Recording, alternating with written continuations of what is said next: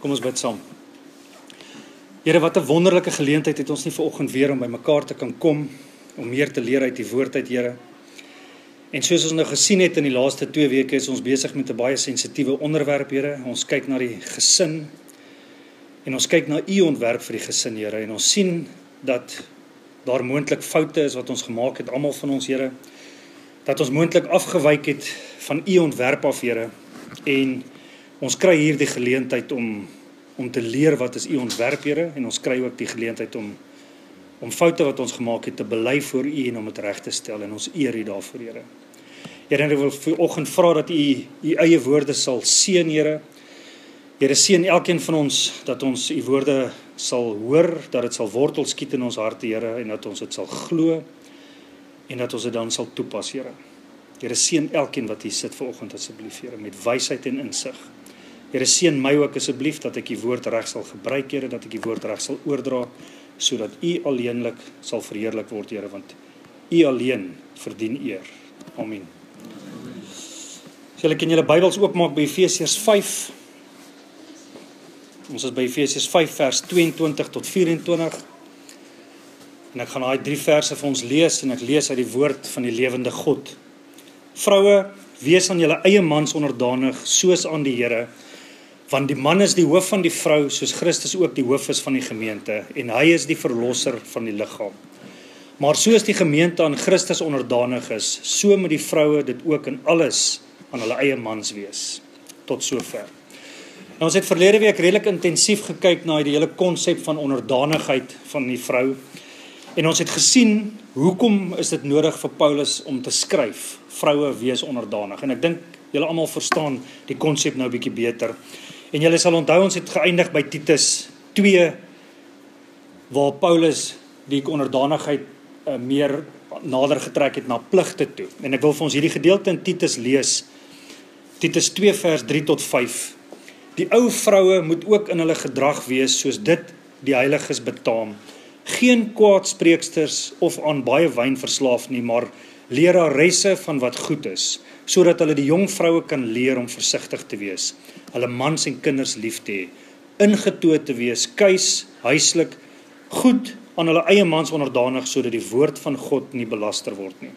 So hier sien ons Paulus koppel onderdanigheid aan pligte. En die 2020 vertaling gebruik die woorde toegewy aan hulle huishoudings. En dit is waarop ons vandag gaan fokus. Ons gaan kyk na hoe sal hierdie onderdanige vrou se dag tot dag lewe lyk. En ons het nie 'n beter voorbeeld as Spreuke 31 nie. So die van julle wat wil kan oopmaak by Spreuke 31. Terwyl julle so intoe blaai, wat baie interessant is van die Spreuke 31 vrou, is dat hierdie nie 'n spesifieke vrou beskryf nie. Die skrywer hierso het nie na 'n vrou beskryf nie, maar na 'n voorbeeld. En wat ons hier sien is, dat 'n ma vir haar seun vertel, na watter tipe vrou moet hy smag, watter tipe vrou moet hy soek.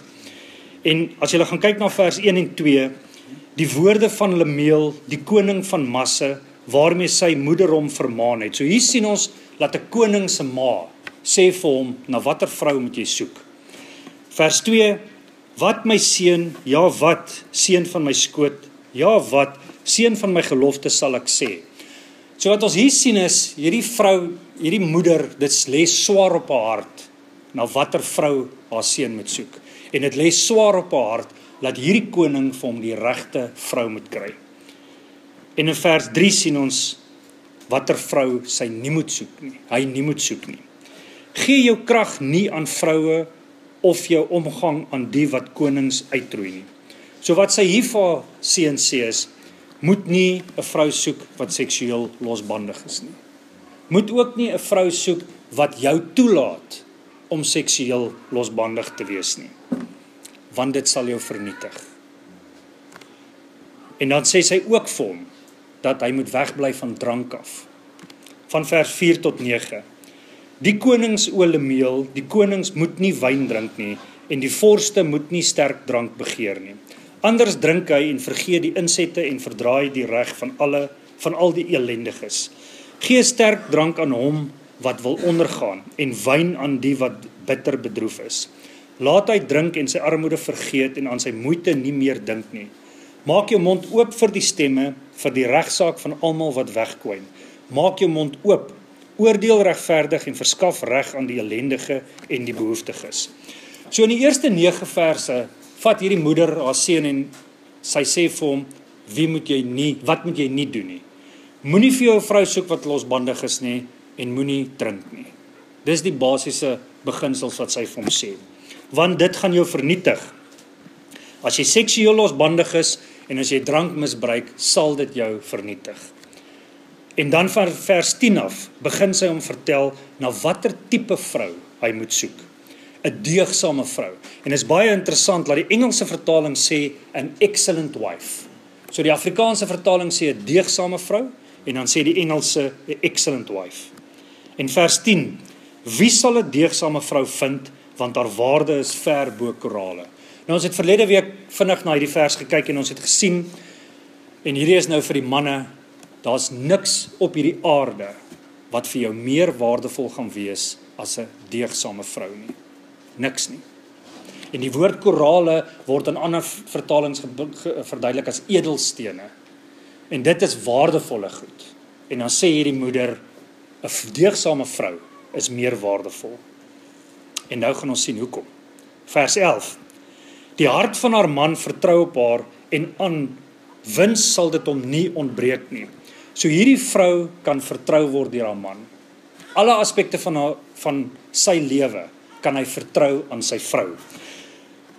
Hy kan haar vertrou met sy hart, hy kan haar vertrou met sy kinders, hy kan haar vertrou met sy huis, hy kan haar vertrou met sy geld, hy kan haar vertrou met al sy besittings. Met alles kan sy vertrou word. Vers 12, julle sal sien ons gaan net vinnig deur elke vers gaan, dat ons net die breë prentjie kan sien van hoe hierdie vrou lyk. Vers 12, sy doen aan hom goed en nie kwaad nie, al die dae van haar lewe. So haar man se belange is op haar hart, altyd. En wat interessant is hierso is nie 'n asklosiele nie. Met ander woorde, daar staan nie, sy doen aan hom goed en nie kwaad nie, al die dae van haar lewe, as hy oulik is nie. Of as hy goed is vir haar nie. Of as hy lief is vir haar nie. Sy doen dit. Daar's geen asklosiele nie. Daar's geen byvoorwaardes nie. Dit maak nie saak wat is die omstandighede nie. Sy doen aan haar man net goed. Vers 13 en 14, sy sorg vir wol en vlas en sy werk met gewillige hande. Sy is soos die skepe van 'n handelaar, van ver af bring sy haar brood in. So wat ons hier sien is, sy werk met haar hande, met haar gewillige hande, om alles in die huishouding in orde te hou. Alles van die huishouding. Die man voorsien die geld, maar sy bestuur die geld in die sin van, sy koop die kos, sy sorg dat daar klere in die huis is. Sy is soos 'n handelaar en sy gaan soek vir bargains. So sy koop nie die eerste en die beste ding net omdat dit daar is nie. Sy gaan soek vir bargains en sy gaan maak seker, sy draai elke penny om, basies kan ons sê. So sy maak seker, hulle huishouding kry werklik waarde vir hulle geld. En dan doen sy dit vrywilliglik, nê. Haar attitude is mooi en haar attitude is gewillig. Vers 15, en sy staan op as dit nog nag is en gee voedsel aan haar huisgesin en die bestemde deel aan haar diensmeisies. So haar man en kinders het nie 'n wekker nodig nie. Sy staan vroeg op in die oggende en sy kry alles reg vir die dag en dan maak sy hulle wakker. Selfs vir haar diensmeisies. So as haar diensmeisies kom, is alles reg vir hulle. Hulle kos is reg vir die dag en hulle take is ook reg vir die dag. Vers 16, sy dink na oor 'n stuk grond en koop dit, van die vrug van haar hande plant sy 'n wingerd. Nou hierdie deegsame vrou is clued up met besigheid. En ons sal later sien hoe maak sy geld. Maar wat sy doen is, sy spaar geld en dan gaan onderhandel sy om 'n stuk grond te koop en dan plant sy self 'n wingerd sodat sy die opbrengs van daai wingerd kan gebruik vir haar eie huis. En nou moet julle onthou die tyd wat hierdie spreuke vrou geleef het. Dit was moeilik geweest om 'n lewe te maak. As jy wou eet, moes jy self plant. Jy moes die grond voorberei, jy moes self plant en jy moes self oes. Daar was nie ook al vir Checkers geweest nie. Of 'n Shoprite nie. Daar was wel markte geweest, maar daar was een keer in 'n week 'n mark geweest en daar was nie goeder soos yskaste geweest nie. So jy moes dit wat jy voorberei het, moet jy vandag geëet het, want jy het dit laat oorstaan na môre toe, het dit afgegaan. Want onthou, dit was nog 'n woestyn area ook geweest. So dit was moeilik geweest, dit was harde werk geweest om aan jou gesin te verskaf. en te voorsien. Vers 17, sy omgord haar lendene met krag en hou haar arm stewig. Sy was fisies sterk geweest. Sy het gewerk. Sy was nie sterk omdat sy gegym het nie. Sy was sterk geweest want sy het die werk in die huis gedoen. Vers 18, sy voel dat haar wins goed is, in die nag gaan haar lamp nie dood nie. Nou die mense in daai tyd het 'n lampie laat brand deur die hele nag. En hierdie lampie het met olie gewerk en dit was die vrou se taak geweest om in die nag op te staan en om die lampie vol olie te maak, om seker te maak dat daai lampie nooit doodgaan nie. En dit was vir haar 'n wins geweest om dit te doen. Sy het dit vrywilliglik gedoen, dit was vir haar lekker geweest om dit te doen. Vers 19, sy steek haar hande uit na die spinstok en haar handpalms hou die spoel vas. So net soos wat jy self moes plant en oes, as jy wou eet, moes jy hier self die wol vat en dit spin en materiaal maak en dan vir jou klere maak. Jy moes dit self gedoen het. Daar was nie winkels gewees wat jy dit kon gaan koop het nie. En hierdie vrou het dit self gedoen. Vers 20, sy brei haar handpalm uit na die ellendige en sy steek haar hande uit na die behoeftige. Nou hierdie deegsame vrou was selfs besorg oor armes gewees en mense wat swaarder as sy gekry het. Mense wat behoeftig was. Sy het self na hulle voorsien in haar voorsiening. So met ander woorde, as sy kos voorsien het vir haar gesin, het sy seker gemaak daar's kos vir die armes ook. Sy het 'n hart gehad vir mense wat nie so bevoorreg is soos sy nie. Vers 21, sy is nie bevrees vir haar gesin vanweë die sneeu nie, want haar hele huisgesin dra skarlakenstof. Sy was nie bekommerd geweest as dit winter geraak het nie, want sy het deur die somer voorsien en seker gemaak dat as dit winter is, dan het hulle genoeg warm klere om aan te trek. Vers 22, sy maak haarself dekens, haar tabbert is van fyn linne en purper. Nou hierdie vrou het selfs mooi na haarself gekyk. Haar klere was van die beste materiaal gewees en sy het mooi goed gemaak vir die huis. Haar linne was van die beste materiaal gewees. So sy het niks in die huis afgeskeep nie, niemand in die huis afgeskeep nie, selfs nie eers haarself nie. En dan vers 23 is baie interessant. Haar man is bekend in die poorte as hy saam met die oudstes van die land sit. So wanneer daar van haar man gepraat is, dan is daar gesê, dis Susanna se man, of Johanna se man, of wie ook al se man. Die manne in die poorte het geweet, hierdie ou is met 'n deegsame vrou getroud. En hulle het hom geprys daaroor, en hulle het hom geëer daaroor. So dis baie interessant, dat in daai konteks van daai tyd, het die man waarde gevind in sy vrou se deegsaamheid. Vers 24, en hier sien ons hoe hierdie vrou ekstra geld gemaak het. Sy maak hemde en verkoop dit en gordels lewer sy aan die handelaars. So as sy goeders vir haar eie gesin gemaak het, hemde en klere en linne en belde en wat ook al, het sy extras gemaak en dit het sy verkoop aan die handelaars. En wat sy dan met daai geld gedoen het is, sy het dit gespaar en het gebruik vir haar huishouding. Sy het dit nie gespaar en op 'n spa-dag gegaan nie. Sy het dit vir haar huishouding gebruik. En dan sy 'n stuk grond gekoop en sy het 'n wingerd geplant, sodat daai opbrengs ook vir haar huishouding gebruik was. So alles het gegaan in haar lewe om haar huishouding.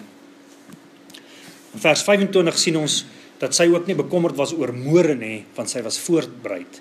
Sterkte en eer is haar kleed en sy lag oor die dag wat kom. Vers 26, haar mond maak sy oop met wysheid en vriendelike onderrigting is op haar tong. Nou hierso sien ons dat sy was nie net 'n harde werker gewees nie, maar sy was wys ook gewees.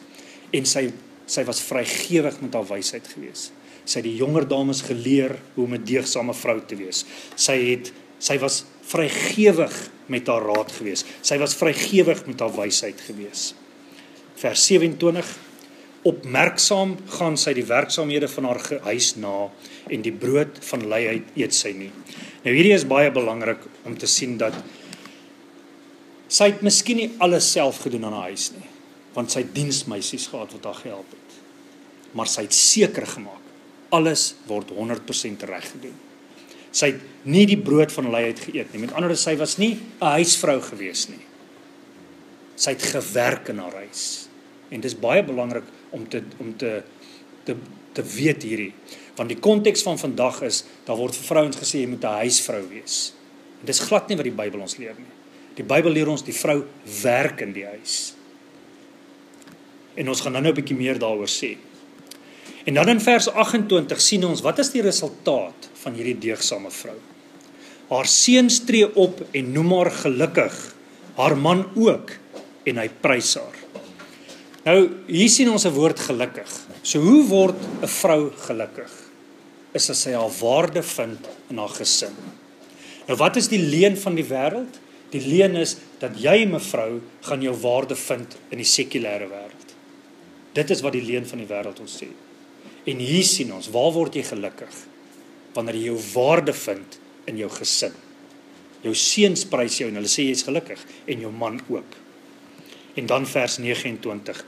Baie dogters het hulle knap gedra, maar jy oortref hulle almal. So, wat hierdie vrou doen is, sy oortref al die dogters in haar wysheid, in haar toewyding aan haar man, aan haar liefde aan haar man, in haar liefde aan haar kinders, en dan haar deugsaamheid in die huis. En dan in vers 30 sê hierdie ma vir haar seun, moenie kyk na die uiterlike skoonheid nie. Daar staan, die bevalligheid is bedrog, dit beteken mooiheid, nee, as jy mooi gebore is, nee, beteken niks nie, Steven. En die skoonheid is nietigheid. 'n Vrou wat die Here vrees, sy moet geprys word. Die manne wat ongetroud is en julle 3 sit daar in 'n ry, julle sit so in 'n L daarso, nê. Soek vir jou 'n vrou wat die Here dien met ywer. Dit is wat die woord van God ons leer. Soek vir jou 'n vrou wat die Here met agting dien, want so 'n vrou sal onderdanig wees aan jou. So 'n vrou sal haar waarde vind in die huishouding. En dan in vers 31 sien ons dat sy geprys sal word deur almal. So hierso sien ons, hoe sal 'n deegsame vrou se lewe lyk as sy toegewy is aan die Here en dan ook toegewy is aan haar man en toegewy is aan haar kinders. Nou as ons teruggaan na Efesiërs 5 toe, na Efesiërs 5 vers 21, waar ons gesien het dat ons moet aan mekaar onderdanig wees, sien ons hier dat 'n deegsame vrou, die Spreuke 31 vrou, is onderdanig aan almal in haar huishouding, selfs aan haar diensmeisies. Want wat is onderdanigheid? Dit stel die ander persoon se behoeftes bo joune. En dit is waaroor dit gaan. Jy stel die ander persoon se behoeftes bo joune. En dan kom ons by vers 22 wat sê, vroue, wees aan julle eie mans onderdanig soos aan die Here. Nou as ons na vers 23 en 24 gaan kyk van Efesiërs 5. Want die man is die hoof van die vrou, soos Christus ook die hoof is van die gemeente, en hy is die verlosser van die liggaam. Maar soos die gemeente aan Christus onderdanig is, so moet die vroue dit ook in alles aan hulle eie mans wees. Nou ek dink ons het verlede week redelik goed gekyk na hierdie rolle, die man en die vrou se rol, en ons het nou in die inleidingspreek ook daarna gekyk, so ek dink nie ons hoef te diep hierin te gaan nie. Maar daar is egter 'n aspek van vers 24 wat ek wil hê julle moet na kyk. As julle in vers 24 lees, maar soos die gemeente aan Christus onderdanig is, so moet die vroue ook in alles aan hulle eie mans onderdanig wees. Daai 2 woorde, in alles. Nou dames, hierdie onderdanigheid strek oor alle aspekte van jou lewe. Alle aspekte van jou lewe, alle aspekte van jou huwelik en alle aspekte van jou liggaam. Blaai daar na 1 Korintiërs 7 toe. En dan kyk ons wat skryf Paulus daar, en hy skryf hierdie vir die man en die vrou. So manne, julle moet ook nou oplet. Vers 4 en 5. Die vrou het nie mag oor haar eie liggaam nie. Onthou nou, hierdie is 'n getroude vrou en 'n getroude man. Maar die man, en net so het die man nie mag oor sy eie liggaam nie, maar die vrou. Onttrek julle nie aan mekaar nie, behalwe met wederwysige ooreenstemming, vir 'n tyd lank om julle aan vas en gebed te kan wy. En kom weer by mekaar, sodat die Satan julle nie in versoeking bring en julle gebrek aan selfbeheersing nie. Nou hierdie is 'n geweldige belangrike gedeelte van die huwelik, dit is 'n geweldige belangrike gedeelte van die gesin. En ons as manne en vroue moet weet, selfs in ons intieme lewe, moet ons onderdanig wees aan mekaar, want dit is wat God verheerlik. En onthou wat is onderdanigheid. Vers 24 sê, in alles. In alles. Nou onthou die groter prentjie waarmee ons besig is hierso. As ons teruggaan na Efesiërs 4 vers 1 toe, ons is besig om te kyk, hoe wandel ons waardig? Ons wat geroep is deur God, hoe wandel ons waardig? 'n Geesvervulde vrou sal in alles onderdanig wees aan haar man, soos aan die Here. En dit is waarmee ons besig is. Nou moet ons die vraag vra, waar het hierdie hele onderdanigheid en die rol van die vrou en die aanval op die gesin so drasties verkeerd gegaan? Ons het verlede week gesien met die sondeval, dat Satan vir Eva getarget het, en so het hy die rolle omgeruil. So ons het daarna gekyk. Maar die aanval op die gesin was nog nooit so aggressief, soos in die tye waarin ons lewe nie. Nog nooit in die geskiedenis van die kerk nie. Nou die van julle wat bietjie ouer is, sal nou kan onthou 30, 40 jaar terug, en ons gee nou van ons ouderdom hier so weg, maar 30, 40 jaar terug as jy 'n tydskrif oopgemaak het en jy kyk na advertensie van die gesin of van die vrou, dan sal die vrou altyd uitgebeeld gewees het as iemand wat in die kombuis staan. Sy staan in die kombuis besig om kos te maak, of sy sit op 'n stoel met 'n boek op haar skoot en daar sit kindertjies voor haar, of sy staan by die voordeur met die kindertjies om haar en hulle sien daar klim pappa uit die kar uit en pappa kom in die huis in. Dit is so 'n vrou uitgebeeld is 30 of 40 jaar terug. Nou die van julle wat nie hierdie prentjies kan imagine, jy gaan Google dit. Gaan Google dit, julle sal dit sien. Nou die voorbeelde wat ek nou genoem het, is die Spreuke 31 vrou. Daai 3 voorbeelde wat ek nou genoem het, van hoe vrouens 30, 40 jaar terug uitgebeeld is. Nou, hoe word die vrouens vandag uitgebeeld in advertensies en in die media? Vrou word uitgebeeld as iemand wat voor in die boardroom staan. En daar sit 'n klomp manne om die tafel. Of 'n vrou word uitgebeeld dat sy die basis van haar eie maatskappy. Die vrou word byna altyd uitgebeeld as 'n suksesvolle besigheidsvrou. As ek die Engels kan gebruik, she's on the move. Met haar aktetas in haar hand of haar laptop in haar hand en sy's op pad om besigheid te gaan doen. En nêrens te vandag sal jy in social media of TV of koerante of tydskrifte sien dat 'n vrou uitgebeeld word as iemand wat by die huis is nie. Want dit verag mense. Dit word vandag gesien as degrading vir die vrou om by die huis te wees. Vrouens word vandag van kleins af geleer dat hulle nooit hulle waarde by die huis sal vind nie. Ek dink ons is dood. Nooit hulle waarde by die huis sal vind nie. Hulle sal slegs hulle waarde in die besigheidswêreld vind, waar hulle kan kompeteer met mans vir dieselfde salaris. Dit is wat ons geleer word. So hoe het hierdie nuwe rol bestaan? Ek wil graag hê ons moet net bietjie gaan kyk daarna, en ek gaan dit op die eenvoudigste moontlike manier probeer verduidelik, en julle moet die groter prentjie onthou van wat aan die gang is. Ons het reeds gepraat na Satan wat die prins van hierdie wêreld is, en Satan haat alles wat God ingestel het, en Satan sal alles gebruik om dit wat God ingestel het om te draai, alles. So die groter prentjie is, Satan wil die gesin vernietig. Dit is wat Satan wil doen. En die rede hoekom Satan die gesin wil vernietig is, omdat God bepaal het, die gesin is die voertuig waarmee God oorgedra sal word van die een geslag na die volgende geslag toe. Dit is wat God bepaal het, so Satan target die gesin. So dis die groter prentjie. Nou julle gaan nou sien hoe verrykend is hierdie werklik. So Satan se plan om die gesin op te breek, en ek praat van ons generasie waar dit begin. Dit het al begin in die 18de eeu, met die industriële revolusie. Daar het mense fabrieke, hulle het begin om die stoomengine te maak, en hulle het agtergekom hulle kan fabrieke maak, en nou kan hulle massaproduksie, goeders op massaproduksie maak.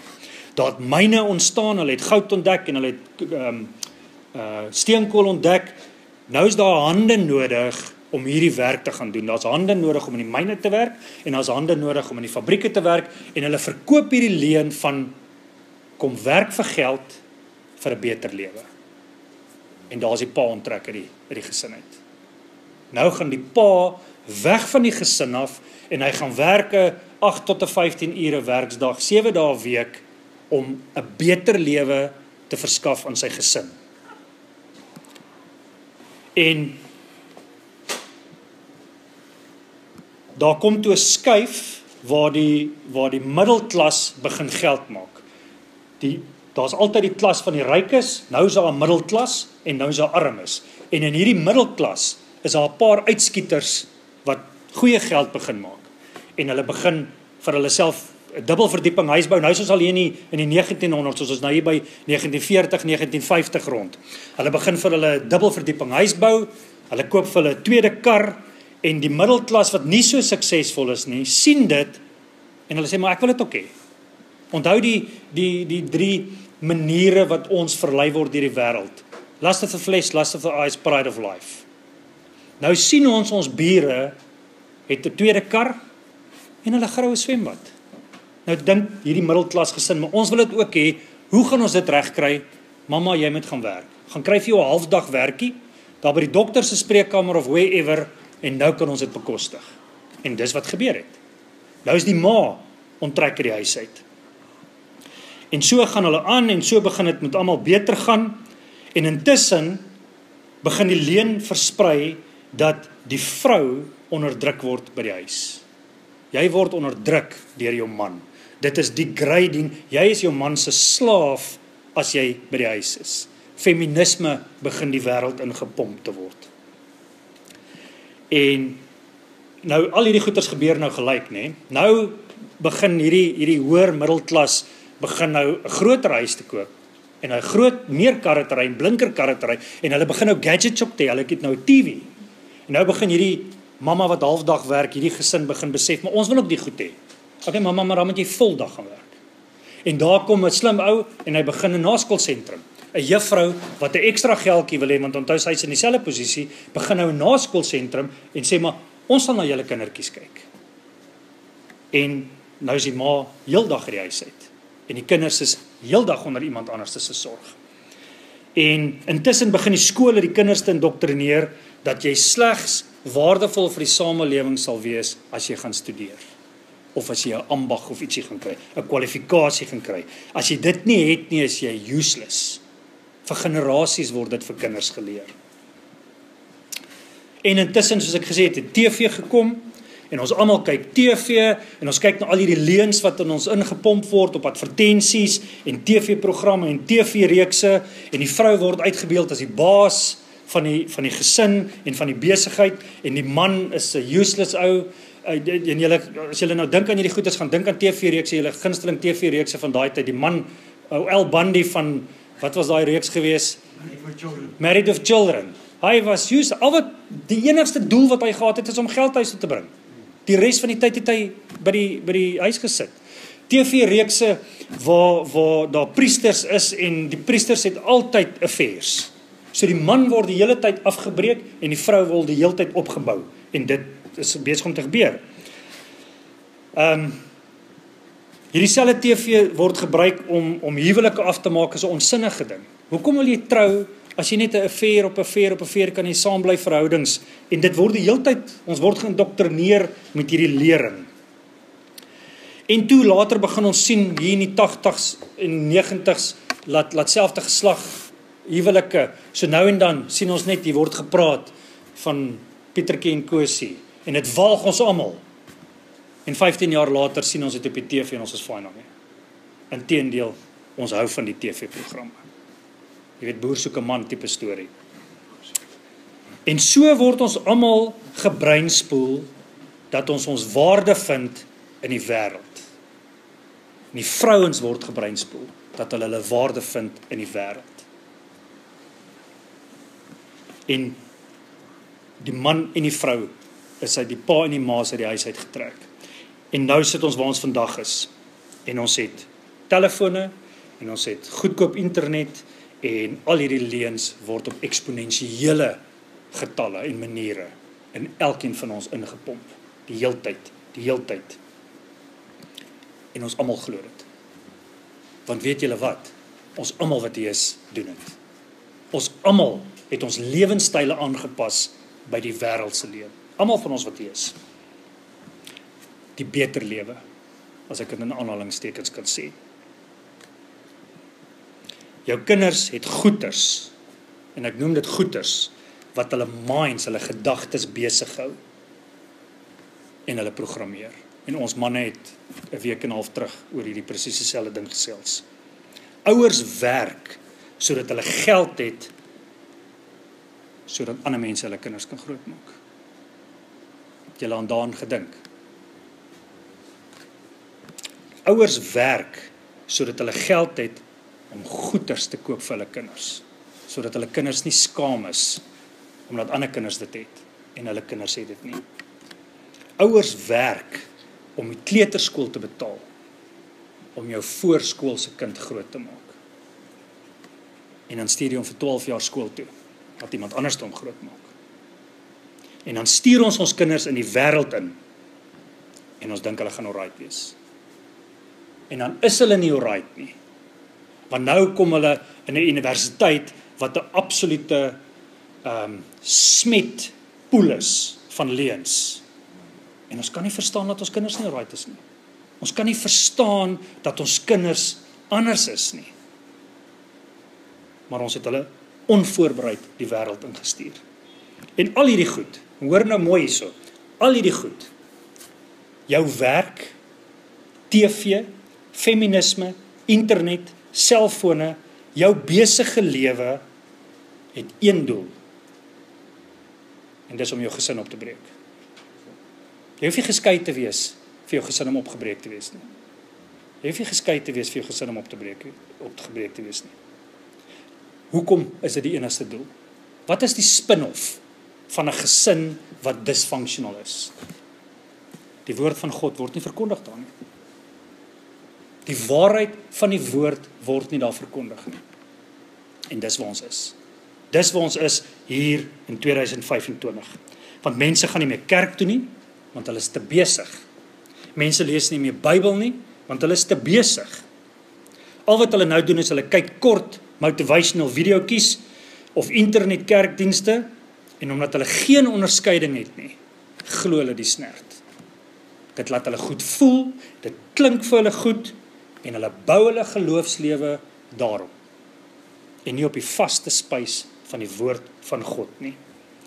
Hulle glo alles wat hulle hoor, en hulle glo alles wat hulle sien op YouTube. En dan dink hulle lewe goeie lewens. En dan gaan hulle dood. En dan staan hulle voor Jesus. En dan sê Jesus, gaan weg van my af. Ek het jou nie geken nie. En dan was Satan suksesvol geweest. Kan julle sien nie? Hierdie is nou baie eenvoudig verduidelik. Maar wanneer Jesus dit vir jou sê, dan geld jou goeders nie meer nie. Jou karre geld meer nie, jou mooi huis en jou mooi klere en jou naskoolsentrum, al daai goedjies nê, tel niks nie. Dan is dit te laat. Dan is dit te laat. Ons is mislei. En as ek sê, almal in hierdie vertrek is mislei, dan sê ek, dan bedoel ek dit. Almal van ons is mislei deur hierdie leuen. Elkeen van ons wat hier sit, het elemente hiervan in ons gesinne ingebring, en ons het vir Satan geglo. Almal van ons. Maar dan maak ons Efesiërs 2 vers 4 oop, en ons sien van die wonderlikste woorde in die Bybel. Maar God. Maar God wat ryk is in barmhartigheid. Is dit nie die mooiste woorde wat 'n mens kan hoor, nadat ons nou hierdie ongelooflike, lelike storie gehoor het, waarin ons almal skuldig is nie. Maar God wat ryk is in barmhartigheid. Nou genadiglik dien ons 'n God wat genade getoon het aan ons, wat nou hier luister vandag. Want ons het nou die geleentheid om te hoor hoe is ons mislei, en ons kry 'n geleentheid om ons sondes te bely voor God, en ons weet God gaan ons vergewe, en ons kan dit regmaak. Dit is genade. Nou om terug te kom na julle dames toe, 'n baie interessante aspek van hierdie hele onderdanigheid en werk en die leuen van die wêreld is, nêrens word die vrou verbied om nie te werk nie.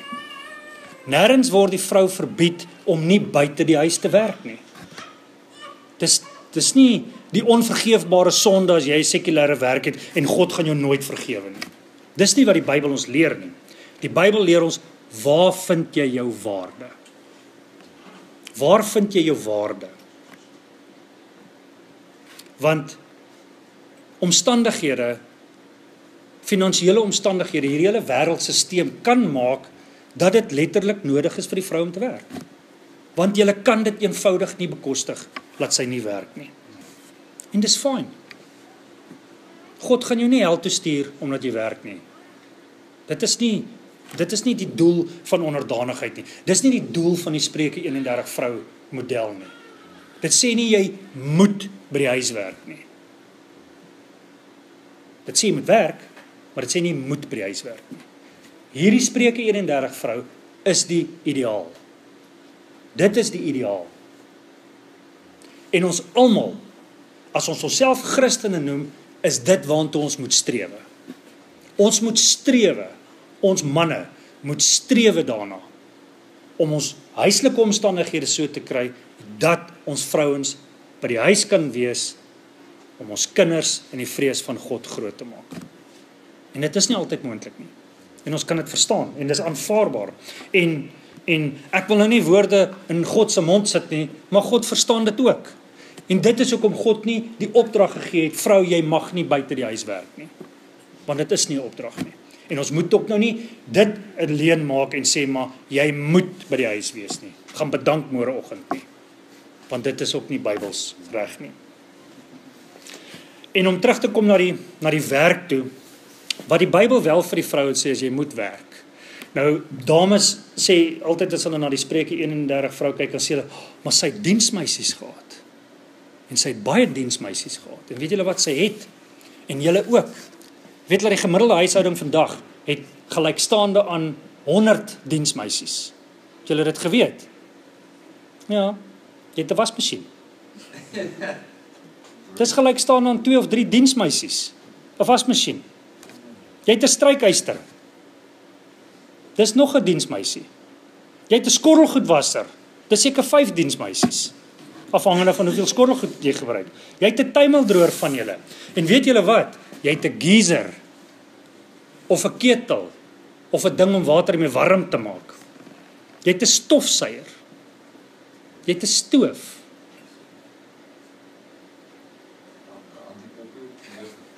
En weet jy wat is die grootste voorreg wat jy het, wat die vrouens nie gehad het daai tyd nie? Elektrisiteit. Jy het elektrisiteit. Onthou, jy vind jou waarde in jou werk in die huis. So moenie laat hierdie nietighede julle aandag besig hou nie, want dit is baie maklik om in 'n ding in te verval waar vrou sê, die Bybel sê ek moet 'n huisvrou wees, nou sit ek by die huisvrou. Nou sit ek by die huis. En nou soek ek nog 2 of 3 niggies op wat my kom help om die werk te doen. Dis nie wat die Spreuke 31 vrou is nie. Sy's 'n deegsame vrou. Sy vind haar waarde in haar huis. Nou elkeen van ons wat hier is, het in die verlede geleef in 'n sekere konteks. Ons almal se kontekse was verskillend geweest. Ons het verskillende besluite gemaak en op daai stadium van ons lewens het ons sekere besluite gemaak om ons uit daai posisie uit te kry waarin ons is. En meeste van ons het daai besluite gemaak uit 'n posisie van misleiding uit. Ons was mislei geweest deur hierdie wêreldstelsel. Ons het nie van beter geweet nie.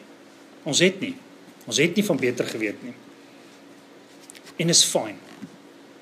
Dis fyn. Nie een van julle moet nou vanoggend die uitstap of daar waar jy nou sit en in 'n staat van depressie verval nie, want dis nie nodig nie. Dis fyn. Dis soos ek nou gesê het, om hierdie foute te maak is nie die onvergeefbare sonde nie. Ons almal moet hierdie genade gebruik wat ons ontvang van God af, want is geweldige genade. So, nou moet ons onsself die vraag vra. Elke gesin moet homself nou die vraag vra. Wat nou? Wat moet nou gebeur, nou dat ons weet, ons is mislei? Want julle moet nou mooi hoor vir my vanoggend. Julle weet nou julle is mislei. Almal van ons weet dit. En ek het nou net 'n groot overview van hierdie misleiding gegee. Daar's nog baie nitty-gritty goedjies waarna ons kan ingaan. So vrouens, aangesien ons nou vandag met julle praat, jy moet jou eie lewe gaan ondersoek en jy moet gaan kyk, waar het jy afgedwaal van hierdie ontwerp van God af? Jy moet jou eie lewe gaan ondersoek en dan begin bid daaroor. Bid oor hierdie saak. Praat met jou man daaroor, julle twee moet dit bespreek en julle moet saam bid daaroor. Dan, ons as gemeente, ons moet vir mekaar bid. Ons moet vir mekaar se gesinne bid. Moet nie drastiese veranderinge in jou lewe aanbring nie, want dit gaan dwaas wees. Onthou, ons is nou wys. Ons was dwaas gewees, nou is ons wys. So as jy nou drastiese veranderinge gaan aanbring, dan gaan jy dwaas wees. Wees wys, bid daaroor. Praat met ander geestelike volwassenes, kry raad, verduidelik jou situasie, hoor by hulle of jy jou eie lewe reg opgesom het en bid daaroor. Ek is oortuig, die Heilige Gees sal jou leiding gee. Onthou wat leer die woord ons? Gaan soek jou antwoorde in die woord en geestelike volwassenes. Dis wat die woord ons leer.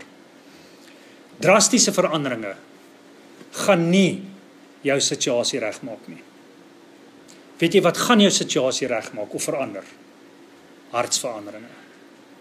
Jou hart moet verander.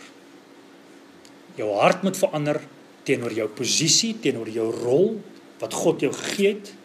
Jou hart moet verander teenoor jou man. Jou hart moet verander teenoor jou kinders en jou hart moet verander teenoor jou huis. So as daar 'n drastiese verandering is wat moet gebeur, is dit in jou eie hart. Moet nie môre gaan bedankie. Okay. Dit is nie waaroor hierdie hele ding gaan nie. Dis nie waaroor jou rol gaan nie. Moet nie drastiese veranderinge aanbring nie. Moenie impulsief wees nie. Ons as gemeente moet mekaar in hierdie ding ondersteun. Want as ons 'n verandering in ons samelewing wil sien, moet dit by ons begin. Ons moet ons gesinne volgens God se ontwerp kry en dit gaan tyd vat. Ons almal hierso moet die Here vertrou dat hy ons wysheid en leiding sal gee om te verander wat ook al verander moet word. En elkeen van ons huis gaan anders te wees. Elkeen van ons gesin is uniek. Dit gaan anders te wees. Maar ek twyfel glad nie dat ons gesinne in lyn met God se ontwerp sal kry. Ek wil julle met blaai na 1 Timoteus 2 toe. En onthou, wat is God se ontwerp vir die gesin? Dit is dat die gesin die plek sal wees waar jy jou kind sal leer wees God. Jy sal jou kind leer om in die vrees van die Here groot te word. En dan sal jou kind gereed wees vir die wêreld. Gaan kyk na 1 Timoteus 2 vers 14 en 15. En Adam is nie verlei nie, maar die vrou wat haar laat verlei het het in oortreding gekom. Maar sy sal gered word deur kinders te baar, as hulle bly in geloof en liefde en heiligmaking met ingetoonheid. Nou hierdie vers beteken nie dat jy gered word, jou siel word gered as jy kinders het nie. Wat hierdie vers beteken is, die stigma wat aan jou as 'n vrou kleef, omdat Eva eerste gesondig het, sal weggaan as jy kinders baar en hulle in die vrees van God grootmaak. Dis wat hierdie vers beteken. So waar lê jou waarde? In jou man en jou kinders. Nie in jou werk nie, nie in jou goeders nie, nie in jou mooi huis nie, of in jou blink kar nie. Jou waarde lê in jou man en jou kinders. Dis waar jou waarde lê. Nou ter afsluiting, hierdie hele konsep van onderdanigheid, waarna ons die laaste 2 Sondae verwys het, is absoluut gebaseer op vrywillige onderdanigheid. Nêrens te sien ons in die woord van God dat dit nodig is om 'n vrou te dwing om onderdanig te wees nie. Nêrens te nie. So manne, jy moet die omgewing skep dat jou vrou onderdanig kan wees. Jy moet dit moontlik maak vir haar om 'n deegsame vrou te wees. So volgende week gaan ons kyk na die manne. En ek hoop nie iets van julle manne wat julle vrouens so in die ribbe gepomp het en gesê het jy gehoor daar nie. Want as jy dit gedoen het, het ek vir jou slegte nuus. Die volgende 2 weke of 3 weke gaan dalk vir jou baie moeilik wees. Want jy is die hoof van die huis. Ons as die kerk van Christus moet die voorbeeld stel vir ons gemeenskap. Ons moet sorg dat ons gesinne gebou is op die ontwerp van God. En ek is nou dood eerlik as ek dit vir julle moet sê is. Ek persoonlik is geweldig dankbaar vir hierdie geleentheid. Ek is geweldig dankbaar vir die genade wat God aan ons toon hier vir ons as 'n gemeente om hierdie te leer in die eerste plek. Ek is dankbaar dat ek my eie foute kan identifiseer en ek is dankbaar vir die genade van God af dat hy my die geleentheid gee om regstellings te maak. En dis uit daai oogpunt uit wat ons na ons eie gesinne moet kyk. Wees krities. Onthou net jy ken jou eie hart. Kyk na die foute, analiseer dit, kyk waar het jy foute gemaak, hoekom het jy hierdie foute gemaak en sny hierdie indoktrineringsstelsels uit jou lewe uit.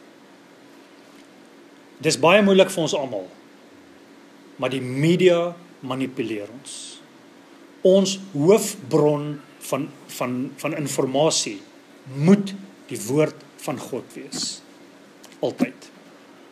En prys die Here vir sy genade wat ons as gemeente het.